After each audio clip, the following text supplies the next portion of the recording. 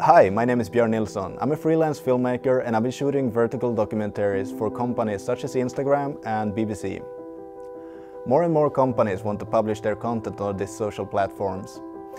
And since their main audience are mobile users, they favor vertical content. It's actually really easy to shoot vertical content. It's not a big difference between horizontal and vertical framing. If you use a DSLR or a mirrorless camera like me, I will show you some tips and tricks to take your vertical filmmaking to the next level. When I'm out shooting and I want to get stable shots, I usually use a tripod or a gimbal.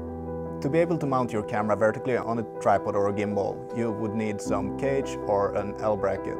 I use a cage for my camera and it gives me a variety of different mounting options. I could mount audio equipment, I could mount lighting on it. One issue though could be that it's a little bit tricky to balance the camera on a gimbal or a tripod vertically because it tends to be a little bit top heavy. It's important to have the right combination of camera rig and gimbal to be able to carry the extra load of mounting it vertically. Some drones as well have the possibility to shoot vertical content. You can rotate the camera into vertical mode. Drone shots could look really nice in a vertical framing, for example from a bird's eye view when a car is driving down a road. So overall, vertical framing could be a great way of emphasizing a subject. When composing vertical footage, you can use the rule of thirds, exactly as horizontal, or you can go for a center framing, depending on what you want to show. So when I shoot documentary interviews, I usually go for the documentary look and place my subject on the rule of thirds. If I'm doing an explanatory video, I usually go for a center framing with the subject looking straight into the camera. B-roll I usually shoot in a higher frame rate, like 50 or 100 frames per second, on a gimbal or a tripod. And for bigger establishing shots, I usually tend to use the drone.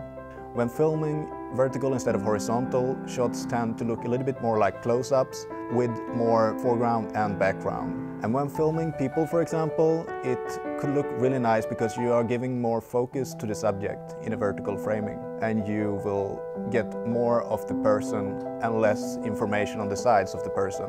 When shooting landscape though, it could be difficult to show the width of a landscape, when horizontal would show us more of what's going on the sides. So in editing software, you can choose to make horizontal footage vertical by cropping into it.